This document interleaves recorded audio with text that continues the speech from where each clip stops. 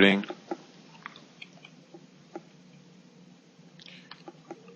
sharing screen. Okay. Marquel, I hope you're doing well.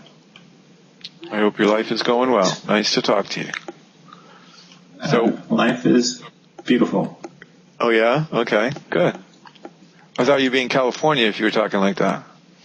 Oh, life is beautiful, man. It's beautiful. Before I got to California, I didn't think everybody talked like Cheech and Chong out here, but they do. Hey, man.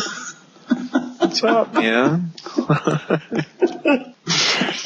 Okay. Sorry. Not everybody.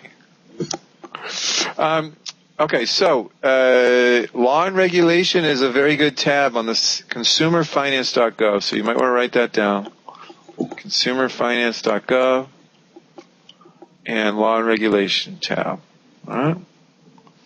You see this mortgage rule implementation? Yes. This crap is a pain in the neck. Because on January 10, mortgages are changing as far as penalties and so forth.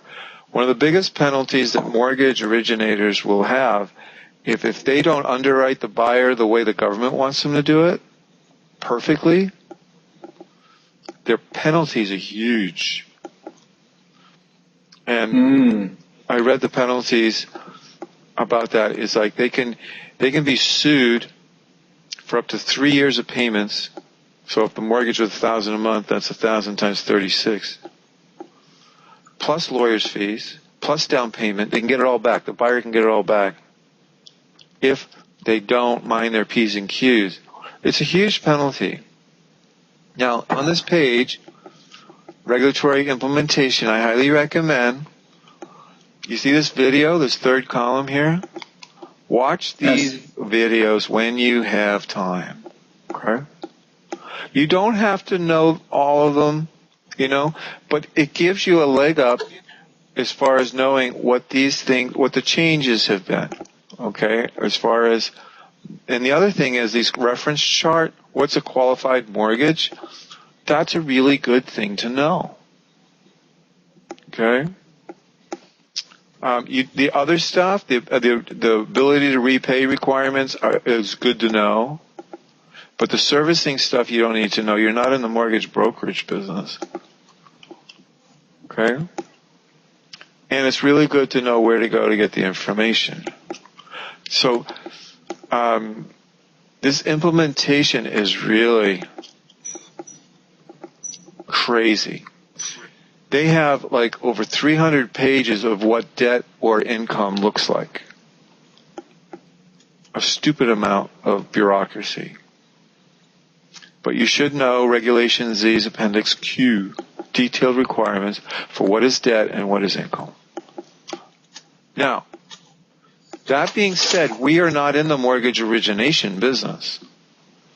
Okay? We are in the real estate investing business. And there are some exemptions of this crap. And the exemptions I put in a video. So you don't have to worry about this governmental agency getting involved with implementation of the SAFE Act. That's their job. Okay? But you do need to know ConsumerFinance.gov /regulatory-implementation /. You should have that.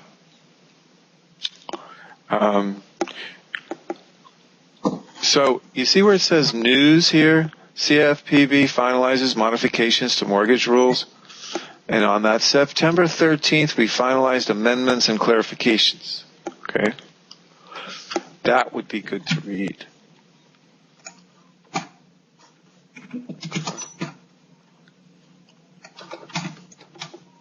I know you got other crap to do.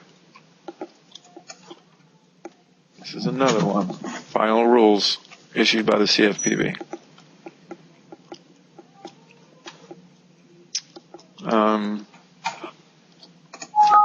That's a good one right there. The amendments to the 2013 mortgage rules under the real estate RESPA.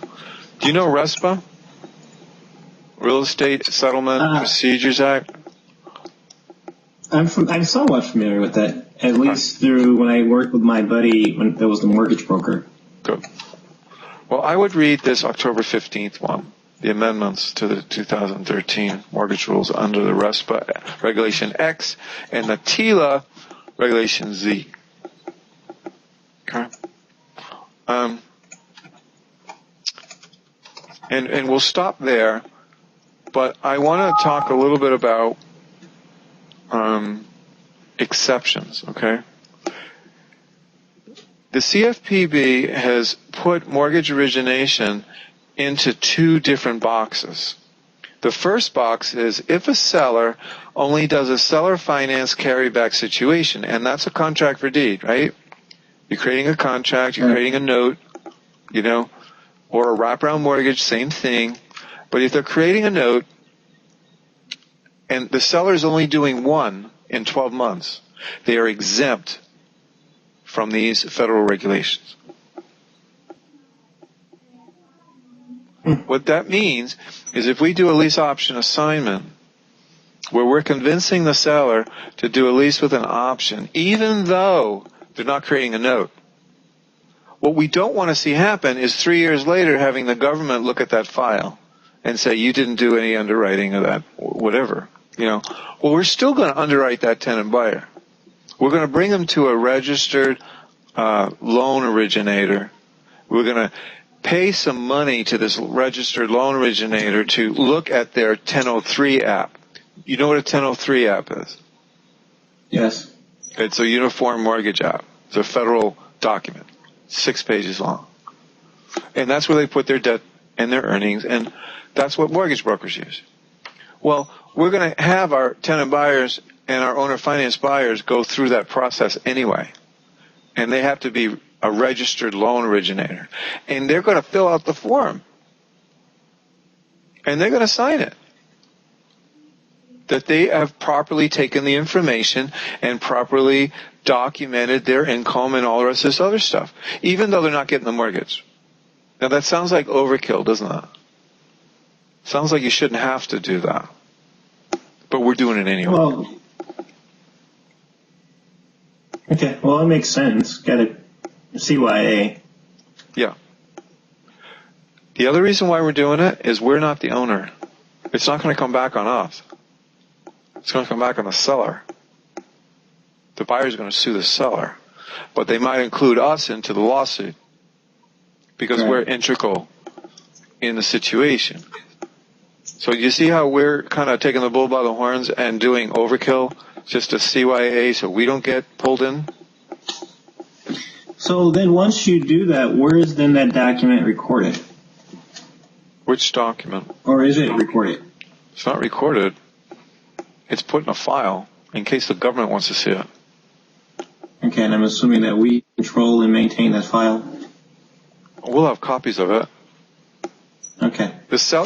The whole thing here is if somebody, let's say there is a barbecue in July, right?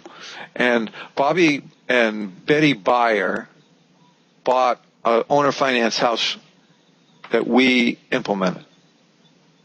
Okay? And Sally and Sam Seller was the previous owner, right? So the buyers have a barbecue in their backyard, and their older brother, who works downtown, says, hey, you bought this thing on terms. You know what? I got a buddy of mine that's creating a lot of business for himself because they bought something on terms and they weren't properly underwritten, and they're getting like 3 years, 3 years of their payments back, because that's what the remedy is with the Dodd-Frank law. So think of it like this. Can you imagine, have you ever heard on the radio, Marquel, have you heard on the radio of these ads from lawyers saying, are you in a foreclosure? Are you doing a loan mod and it's not going well? Give us a call. Have you heard those ads? Yes, I have. So what are they doing? What are the lawyers doing? they're suing the bank, right? Right. For unlawful foreclosure due to, I don't know, robo-signing or whatever. They're just trying to create a lawsuit and make some money, right? Well, because of this new law, and we have people, doing seller financing, and this new law is telling them that the remedies are really generous, overly generous. It's scary. And even though we're exempt because the seller can do, it falls under the category 1 of the new law, that doesn't mean they can't. Everybody sues everybody because they just want to, right? You don't need grounds. So, anyway, without making a long story short, we're going overboard to protect us and our seller clients, okay? Just in case, and all we got to do is prove that we're prudent in the underwriting, and we can send off the proof to the buyer's lawyer, and that should quash any kind of problem, okay? Does that help? Yes, it makes sense. Makes perfect sense. All right. I know that's too much information for your head right now, but that's what we're dealing with right now. That's what we're dealing with.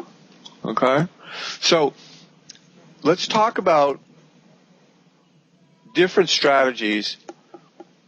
And I got to tell you this too, Marquel. These new laws, the Dodd-Frank and the SAFE Act, they are going to make it harder to borrow money. Okay? Because the regulations are stricter to get a mortgage. Now, is that going to help a realtor's life? No. No. Is it going to help a seller's life? No. Is it going to help a buyer's life? No, it's going to be miserable for everyone. But let me ask this question. Yeah, go ahead. If we target buyers that are generally FHA qualified buyers, right, will the same rules apply for those guys as well, considering it's already underwritten by the government? No, it has to get by this January 10th date. The trigger is going to be pulled on that date. Okay. So on that day and after, if the underwriter does not abide by these rules, there can be serious problems. So what I was thinking of with my students is basically doing a meetup group, right? And you work with a RMLO in the meetup group, right? And you basically say, what we want to do is to help you buy a house on terms and follow the SAFE Act and follow the Dodd-Frank. Okay? We can use the new regulations in our marketing as long as we use a registered mortgage loan, RMLO, in the meetup group, It's kind of like talking about bankruptcy and having a bankruptcy attorney there, right? And you're looking as a team. You can do that. And you could find the buyers first and then go get them the house that have been properly vetted as far as income and down payment and so forth. And I think finding the buyers first is easier than getting the houses first. I would agree. So if you go to meetup.com and start an account there, and before you start an account, just do rent-to-own lease option search in there and find somebody else that's doing the same thing. It doesn't have to be in your area. It could be across the country. But that would give you some ideas as far as the verbiage of what to say. Now, if I had to make it up from scratch, I would say something like this. Come join this meetup group and be a homeowner instead of renting. If you need to rebuild your credit history, you will learn how to do that here.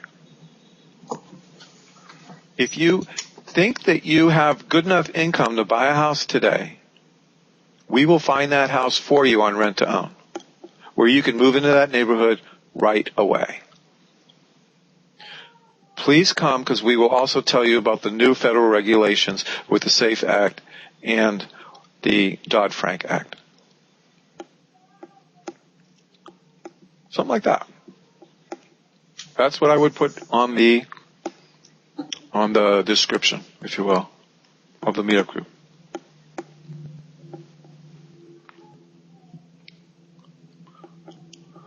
And ideally what you want are people that have pretty good income and they got some kind of a credit issue.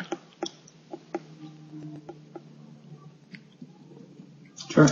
Do you want to talk a little bit about what a good credit problem is for us and a bad credit problem is?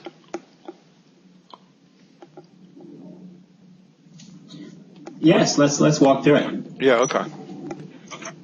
Let me stop this because that's like a different subject. And what I'll do is I'll stop the recording.